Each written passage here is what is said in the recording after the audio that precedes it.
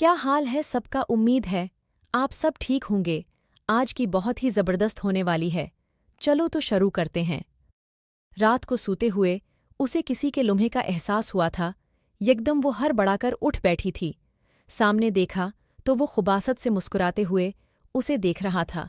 ये देखकर वो घबर आ गई और कहने लगी कि आप इस वक्त यहाँ पे किया कर रहे हैं। उसकी बात पर जोर से हंस पड़े और कहने लगे, जैसे तुम जानती ही नहीं हो कि मैं यहाँ पर किस मकसद के लिए आया हूँ। अब नूर ये सुनकर डर गई थी और पीछे की जानिब बटने लगी। वो चीखना चाहती थी। जैसे ही उसे नूर की सोच का अंदाज़ा हुआ तो उन्होंने मुंह पर हाथ रखकर उसके चेहरे का गला घोंट दिया था और वो सोचने लगी कि आज तो वो कमरे को लाक करके सोई थी। फिर उसे याद आया कि उनके पास तो घर की ऑटोमेटिक चाबियां थीं और वो आसानी से घर का दरवाज़ा खोल सकते थे।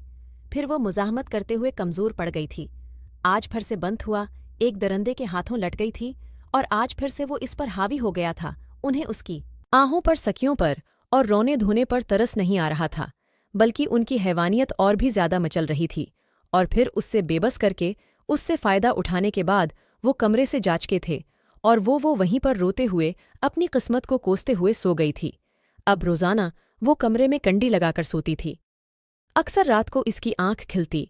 उसे ऐसे महसूस होता कि जैसे कोई दरवाज़ा खोलने की कोशिश कर रहा हो, और वो ये सोचकर मुतमिन हो जाती कि अब उसके कमरे का दरवाज़ा कोई भी बाहर से नहीं खोल सकता था। मगर फिर भी खौफ के मारे उसे नींद नहीं आती थी। अगर नींद आ भी जाती तो उसे ख्वाब में यही कुछ दिखाई देता कि कोई उसके कमरे का दरवाज़ा खोलकर अंदर आ रहा है और उसकी इज़्ज़त को तार तार कर रहा है। वो चीख रही है, चिल्ला रही है, मगर उसकी आवाज़ दबा दी जाती है। बस वो बेआवाज़ रोती जाती है।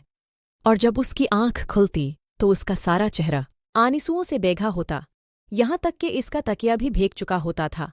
आंख खुलते ही वो समझ जाती थी उसने एक भयानक ख्वाब देखा था जो रिश्तों के भयानक रूप देखता है।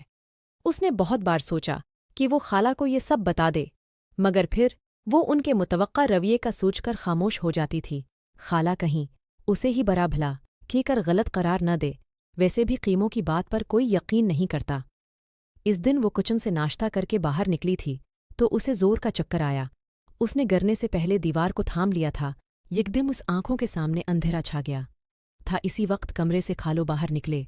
उन्होंने नूर को गिरने से बचाने के लिए बाजू से पकड़ लिया था। नूर ने एक नफरत भरी नज़र उन पर डाली और खुद को उनकी गिरफ्त से आज़ाद कराते हुए कमरे में आ गई थी।